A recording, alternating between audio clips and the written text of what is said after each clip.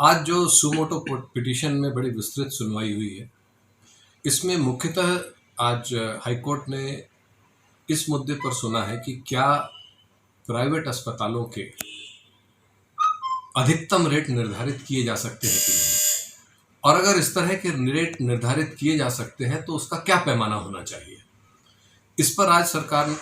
की तरफ से ये कहा गया कि,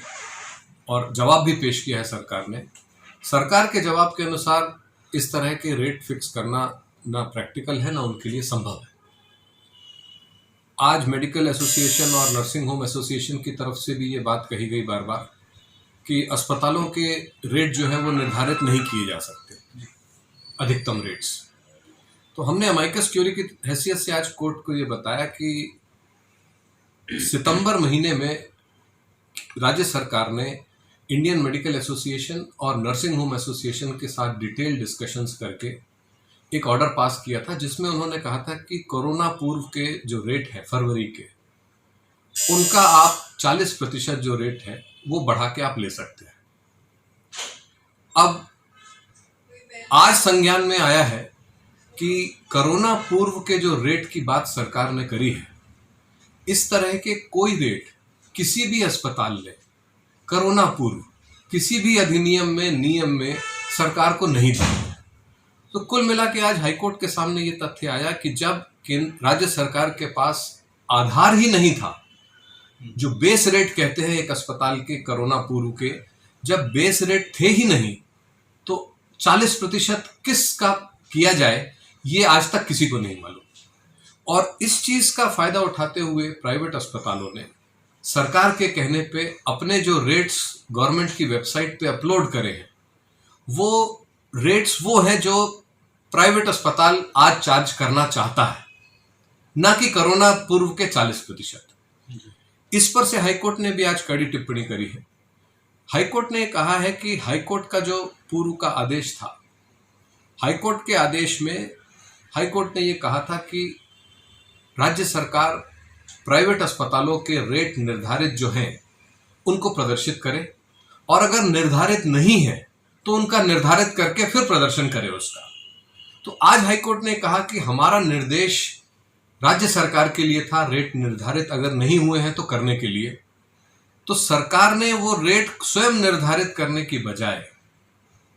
वो अधिकार प्राइवेट अस्पतालों को दे दिया कि वो स्वयं अपने रेट निर्धारित करें और वेबसाइट पे पब्लिश करके सरकार की अपलोड कर दें। तो आज हाईकोर्ट का ये कहना था कि जो हो रहा है वो हाईकोर्ट के आदेश के बिल्कुल विपरीत हो रहा है। जो अधिकार और रेट्स कंट्रोल करने का राज्य सरकार को आदेश था, राज्य सरकार ने वो स्वयं ना करके प्राइवेट अस्पतालों को छूट दे दी कि आप जो रेट चार्ज करना चाहते हैं उसको वेबसाइट पे अपलोड करें। आज इस मुद्दे पर फिर फाइनली आज हाईकोर्ट ने ये कहा है कि राज्य सरकार इस पर तुरंत निर्णय ले, और अमाइकस क्यूरी की हैसियत से आज हमसे भी कहा है कि इस तथ्य को एग्जामिन किया जाए कि क्या प्राइवेट अस्पतालों की एक विभिन्न श्रेणी में 3 श्रेणियां बने या 4 श्रेणियां बने, वैसी श्रेणियों में क्या किसी तरह के जो रेट्स हैं वो तय किए जा सकते हैं कि नहीं अधिकतम।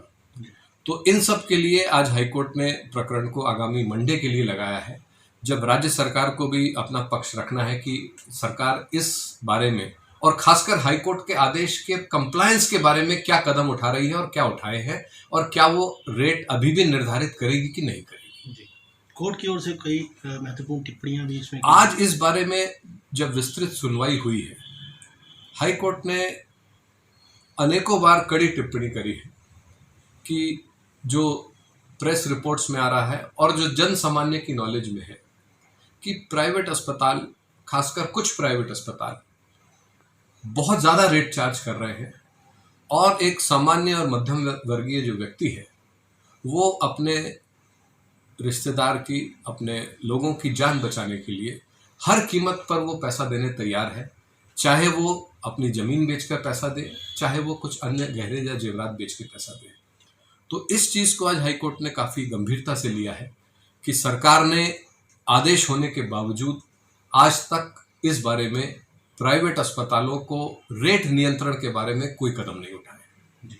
मंडे हियरिंग है। केस को आज कोर्ट ने सोमवार के लिए इन तथ्यों पर सुनवाई के लिए लगाया। मध्य प्रदेश में जो वैक्सीनेशन की स्थिति है, इसमें एक मेरे द्वारा अमिकस क्यूरी की हैसियत से एक आवेदन पेश किया गया है कि राज्य सरकार अपनी वैक्सीनेशन के संबंध में कार्य योजना पूरी डिटेल प्रस्तुत करे और जैसे कि एक्सपर्ट्स की रिपोर्ट है उनके अनुसार वैक्सीनेशन को तुरंत कराए ताकि आगामी आने वाली जो वेव है वो नियंत्रित हो सके। इसके अलावा एक अन्य जनहित याचिका भी पेश हुई है। इस याचिका में ये कहा गया है कि मध्य प्रदेश सरकार जो है वैक्सीनेशन के संबंध में पूरी तरह से केंद्र सरकार पर निर्धारित है और राज्य सरकार अपनी तरफ से इस संबंध में कोई पहल नहीं कर रही है। याचिका में ये कहा गया है कि राज्य सरकार को वैक्सीन्स की डोज ग्लोबल टेंडर निकाल के लेनी चाहिए और भले ही दाम ज़्यादा आ रहे हों उन दामों पर वैक्सीन्स को लेकर सरकार को उनको सब्सिडाइज करके सामान्य पब्लिक तक पहुंचाना चाहिए ताकि कि वैक्सीनेशन जो है वो अधिकतम हो सके। इस जनहित याचिका पर हाईकोर्ट ने आज नोटिस जारी किया है और ये आदेशित भी किया है कि इस जनहित याचिका की कॉपी राज्य सरकार को और अमिकस क्यूरी को सप्लाई करी जाए और दोनों से कहा है कि इस संबंध में राज्य सरकार और अमिकस क्यूरी का क्या कहना है इसको आगामी डेट पे कोर्ट के सामने रखें, जो कि सुनवाई मंडे को रखी है कोर्ट में। जो हाई कोर्ट में स्वयं संज्ञान की जनहित याचिका चल रही है उसमें आज एक अमिकस क्यूरी कोर्ट मित्र की हैसियत से एक आवेदन लगाया था हमने। उस आवेदन में ये तथ्य कहा गया था कि मध्य प्रदेश में सैकड़ों की तादाद में पीएम केयर फंड से वेंटिलेटर्स आए हुए हैं जो पिछले साल आए थे। वो वेंटिलेटर्स में से अधिकांश वेंटिलेटर या तो इंस्टॉल ही नहीं हुए हैं या इंस्टॉल हो गए हैं तो तकनीकी खराबी है और अगर ठीक भी है तो उनको चलाने के लिए ना टेक्निकल स्टाफ है ना एक्सपर्ट डॉक्टर्स हैं। इसमें हमने कोर्ट को जो प्रेस रिपोर्ट्स थी उनका आधार पे बताया कि कम से कम सागर में 67 वेंटिलेटर्स हैं जो बंद पड़े थे 72 में से। इसी तरह शहडोल में जहां अभी 2-3 हफ्ते पहले करीब 16 लोगों की मौत हुई थी वहां 24 वेंटिलेटर्स बंद पड़े थे। इसी तरह कटनी में और अलीराजपुर में इस तरह 100 से ऊपर वेंटिलेटर्स हैं जो बंद पड़े हैं। तो इस पर राज्य सरकार का आज कहना था कि जहां तक सागर का सवाल है वहां पर वेंटिलेटर्स काफ़ी तादाद में चालू कर दिए गए हैं और जहां तक बाकी वेंटिलेटर्स का सवाल है मध्य प्रदेश का, आज हाईकोर्ट ने निर्देश जारी किया है राज्य सरकार के लिए कि हर जिले में जितने सरकार के स्वयं के वेंटिलेटर्स हैं और जो पीएम केयर फंड से वेंटिलेटर्स आए हैं उन सब का ब्यौरा दें और ये बताएं कि उनमें से कितने वेंटिलेटर्स आज कार्यरत हैं और जिनका मरीजों के इलाज में इस्तेमाल हो रहा है और सरकार को ये जवाब देने के लिए आज हाईकोर्ट ने निर्देशित किया है।